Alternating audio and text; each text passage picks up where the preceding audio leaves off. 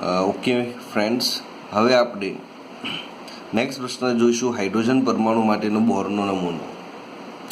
Hydrogen માટે નીલ બોર નામના વૈજ્ઞાનિક એવું સમજાયું હતું કે હાઇડ્રોજન માટે ઝેડ જે હોય છે એક હોય છે અને એની ઇલેક્ટ્રોન રચના 1s1 થાય છે. આ 1s1નો મતલબ છે કે એક જ કેન્દ્ર અને એની બાહ્યતમ કક્ષામાં એક જ ઇલેક્ટ્રોન રહેલો છે.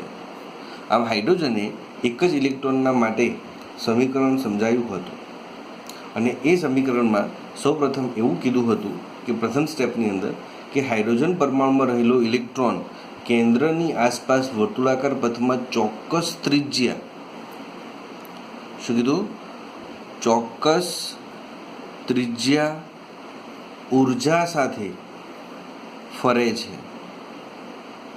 આ વિશેની માહિતી સૌપ્રથમ નીલ બોરે આપી હતી. તેમણે એવું કીધું હતું કે આ પથને કક્ષા, સ્થિર અવસ્થા અથવા માન્ય ઉચ્ચ ઉર્જા સાથેની અવસ્થાઓ કહે છે. આ પથને શું કીધું એમણે, તો કે છે આ પથને કક્ષા કહે છે. આવી માહિતી સૌપ્રથમ નીલ બોરે આપી હતી. મતલબ ઇલેક્ટ્રોન જે ગોળ ગોળ ફરે છે એને આપણે એક નિશ્ચિત કક્ષા કહીશું. નેક્સ્ટ પોઈન્ટની અંદર, બીજા પોઈન્ટની અંદર મિત્રો એવું કહે છે કે કક્ષામાં ઇલેક્ટ્રોનની ઉર્જા અચળ રહે છે. એનો મતલબ કે તે સમય સાથે બદલાતી નથી. એક સ્થિર અવસ્થાની અંદર ગોળ ગોળ ઇલેક્ટ્રોન ફર્યા જ કરે છે. તો આ જે કક્ષા છે એ સ્થિર અવસ્થામાં રહેલી છે, જેની અંદર ઉર્જાનું મૂલ્ય બદલાતું પણ નથી, ઉર્જાનું ઉત્સર્જન થતું પણ નથી કે અવશોષણ પણ થતું નથી. તો આ વિશેની માહિતી સૌપ્રથમ આપણને નીલ બોરે આપી હતી. પરંતુ જો ઇલેક્ટ્રોન ક્યારેક ઉર્જા મેળવે તો એ ઊંચી અવસ્થામાં જાય છે. ઉર્જા મેળવે તો મતલબ ઉર્જાનું શું થયું, અવશોષણ. અને જો ઇલેક્ટ્રોન નીચી અવસ્થામાં જાય તો તે ઉર્જાનું ઉત્સર્જન કરે છે. કોઈ પણ કારણસર કરે, ઇલેક્ટ્રોન તો સ્થિર અવસ્થામાં ફર્યા જ કરે છે, પરંતુ જો એની પર ઉર્જા પડે તો એ ઊંચી અવસ્થામાં જતો રહે. એનો મતલબ તેને ઉર્જાનું અવશોષણ કર્યું અને નીચી અવસ્થામાં જાય તે પોતાનામાંથી ઉત્સર્જન કરે છે. આ વિશેની માહિતી પણ આપણને નીલ બોરે આપી હતી. ત્રીજો મુદ્દો, બે સ્થિર અવસ્થાઓ વચ્ચેની ઉર્જા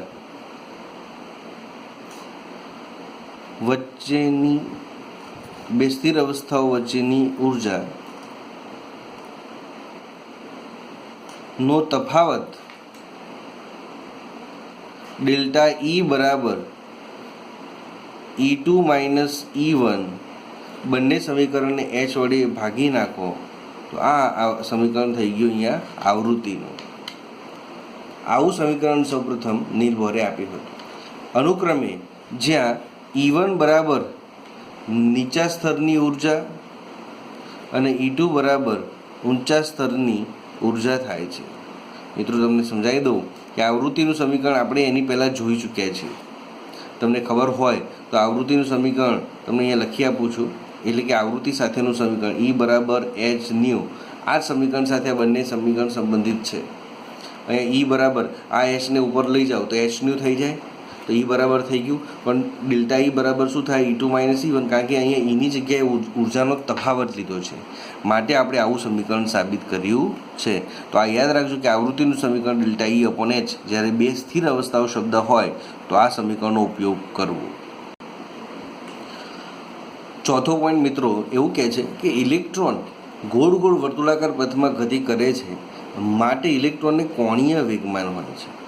શું હોય છે, કોણીય વેગમાન. અને આ કોણીય વેગમાન ઇલેક્ટ્રોનનું સમીકરણ આપી શકાય છે. M એટલે ઇલેક્ટ્રોનનું દળ, V એટલે વેગ, ઇન્ટુ R એટલે ત્રિજ્યા. પણ અહીંયા ME લખવાનું, એટલે MEVR is equal to NH upon 2π. આ સમીકરણથી ઇલેક્ટ્રોનનો કોણીય વેગ આપી શકાય છે, કોણીય વેગમાન આપી શકાય છે. અને N બરાબર 1, 2, 3 અપ ટુ અનંત સુધી લખી શકાય છે. આમાં ઇલેક્ટ્રોન એવી જ કક્ષાઓમાં ઘૂમશે જેમના કોણીય વેગમાન h/2π પૂર્ણાંક સંખ્યા વડે ગુણવામાં આવે, એટલે કે h/2π સંકલન ગુણક હોય તેવી જ કક્ષામાં ઇલેક્ટ્રોન ફરશે અને એમનું કોણીય વેગમાન શોધી શકાશે. કોણીય વેગમાનનું સમીકરણ અહીંયા લખ્યું છે mvr=nh/2π. તેમ છતાંય મિત્રો અહીંયા બોર્નના નમૂનાની કેટલીક ગણતરીઓ બહુ જ ગૂંચવાડા ભરેલી છે જે અહીંયા આપી નથી, અને એ માહિતી ઉપલા ધોરણમાં તમને આપવામાં આવશે એવો શબ્દ ચોકડીની અંદર લખ્યો છે, એટલે કે એના વિશે વધારે ડિટેલમાં નથી જવાનું, પરંતુ તેના નમૂના પ્રમાણે આપણે કેટલા મુદ્દાઓ તારવી શકીએ છીએ એ હવે નીચે પ્રમાણે છે. એમાં પ્રથમ પોઈન્ટ એ, નીચેના જે મુદ્દાઓ છે બોહરના નમૂનાના, એનો પ્રથમ પોઈન્ટ એ આ પ્રમાણે છે.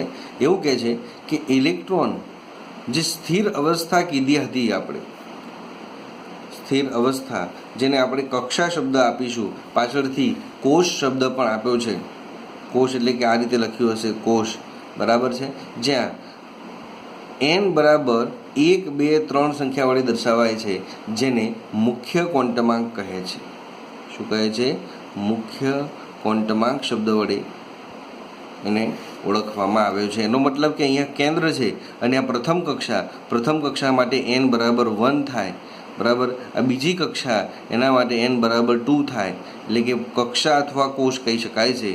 આમ મુખ્ય ક્વોન્ટમાંક તરીકે ઓળખવામાં આવે છે. ત્યારબાદ એમણે એવું પણ સાબિત કર્યું છે કે તેની ત્રિજ્યા વિશેની માહિતી આપી છે. સ્થિર અવસ્થાની ત્રિજ્યા બરાબર n² × a0 સમીકરણ દ્વારા આપી શકાય છે, જ્યાં a0નું મૂલ્ય પણ આપી દીધું છે, a0 બરાબર 52.9 પિકોમીટર. પ્રથમ અવસ્થાની ત્રિજ્યાને બોહરની ત્રિજ્યા તરીકે ઓળખવામાં આવે છે. તો અહીંયા લખી શકાય છે કે પ્રથમ અવસ્થાની ત્રિજ્યા બરાબર બોહરની ત્રિજ્યા અથવા બોહર કક્ષા તરીકે ઓળખી શકાય છે, અને આ ત્રિજ્યાનું મૂલ્ય એક્ઝેક્ટ 52.9 છે, જે a0 છે. આમ a0ને આપણે બોહર કક્ષા તરીકે ઓળખીશું. યાદ રાખજો કે જેમ જેમ nનું મૂલ્ય વધે છે, એટલે કે મુખ્ય ક્વોન્ટમાંકનું મૂલ્ય વધે છે, એમ ઇલેક્ટ્રોન કેન્દ્રથી દૂર જાય છે, અને એનો મતલબ કે ત્રિજ્યા પણ વધે છે. ત્યારબાદ સી પોઈન્ટ અહીંયા એમ કહે છે કે ઇલેક્ટ્રોન ઉર્જા સાથે સંકળાયેલો છે, પણ ઇલેક્ટ્રોન જ્યારે સ્થિર અવસ્થાની ઉર્જા જો મારે શોધવી હોય, સ્થિર અવસ્થાની ઉર્જા, તો એ માટેનું સમીકરણ છે En બરાબર -RH 1/n², જ્યાં n એ મુખ્ય ક્વોન્ટમાંક તરીકે ઓળખાય છે. n બરાબર મુખ્ય ક્વોન્ટમાંકના મૂલ્યો 1, 2, 3 હોય છે, બરાબર, એટલે કે કક્ષા દર્શાવે છે. અને જ્યાં RH બરાબર રીડબર્ગ અચળાંક છે, રીડબર્ગ શોધ્યું હોવાથી તેને રીડબર્ગ અચળાંક તરીકે શોધવામાં આવે છે મિત્રો, જેની કિંમત પણ તમારે યાદ રાખવી પડશે. MCQમાં 2.18 × 10⁻18 જૂલ થાય છે. સપોઝ કે પ્રથમ કક્ષા છે, એટલે કે પહેલો જ રાઉન્ડ, બરાબર, જે આપણે અહીંયા આકૃતિમાં દર્શાવ્યો છે. પ્રથમ કક્ષા n બરાબર 1 છે, તો અહીંયા 1 મૂકી દો, તો E1 બરાબર -RH 1/1². RH ની કિંમત તમે ખૂબ સારી રીતે જાણો છો, -2.18 × 10⁻18, અને એકમ શું થઈ જાય? જૂલ. તે જ રીતે જો E2 હોય તો E2 બરાબર -RH 1/2² શું થાય? 4. 2.18ને 4 વડે ભાગો તો જવાબ આવશે -0.545 × 10⁻18 જૂલ સાબિત કરી શકાય છે. ત્યારબાદ એવું કહી શકાય કે જો ઇલેક્ટ્રોન n બરાબર ઇન્ફિનાઇટ અનંત કક્ષામાં રહેલો હોય ત્યારે ઇલેક્ટ્રોનની ઉર્જા લગભગ 0 થાય છે, અને તે ઇલેક્ટ્રોનને મુક્ત ઇલેક્ટ્રોન તરીકે ઓળખવામાં આવે છે મિત્રો. આ ખાસ શબ્દ ધ્યાન રાખજો, કેમ કે છેલ્લામાં છેલ્લી કક્ષા જે ઇલેક્ટ્રોન મુક્ત હોય છે તેમાં આકર્ષણ લાગતું નથી, માટે તેને મુક્ત ઇલેક્ટ્રોન તરીકે ઓળખવામાં આવે છે, જેની ઉર્જા લગભગ 0 થાય છે. યાદ રાખજો કે હાઇડ્રોજન સિવાય એક જ ઇલેક્ટ્રોન ધરાવતા તત્વો જેમ કે હિલિયમ પ્લસ, આમ તો 2 ઇલેક્ટ્રોન હોય પણ +1 હોવાથી 1 ઇલેક્ટ્રોન જતો રહ્યો, લિથિયમ +2, બેરિલિયમ +3 માટેની આ બધામાં એક જ ઇલેક્ટ્રોન છે. હાઇડ્રોજન જેવા જ કહેવાય, બધા હાઇડ્રોજન જેવા, બધામાં એક એક ઇલેક્ટ્રોન છે, બધામાં પ્રોટોન જુદા જુદા છે. આમાં 1 પ્રોટોન, 2, 3 અને 4, આના માટે જો સમીકરણ માટે ઉર્જાવાળું સમીકરણ આપવું હોય તો -2.18 ગુણ્યા 10⁻18 z² સમીકરણ દ્વારા આપી શકાય છે. અને જો ત્રિજ્યાનું સમીકરણ આપવું હોય તો Rn બરાબર 52.9 n² સમીકરણ દ્વારા ત્રિજ્યા આપી શકાય છે. બરાબર, યાદ રાખજો કે જ્યારે કક્ષા વધે છે, ત્રિજ્યા વધે છે, તો અહીંયા ઇલેક્ટ્રોનની ઉર્જા શૂન્ય થતી જાય છે. બરાબર, ઝેડના વધારાના સાથે ઉર્જાનું મૂલ્ય વધુ ઋણ બનતા જાય છે, ત્રિજ્યાનું મૂલ્ય નાના થતા જાય છે. બરાબર, જેટલું ઝેડ વધે અહીંયા જેટલો ઝેડ વધે એટલી ત્રિજ્યા નાની થતી જાય છે. અને છેલ્લો પોઈન્ટ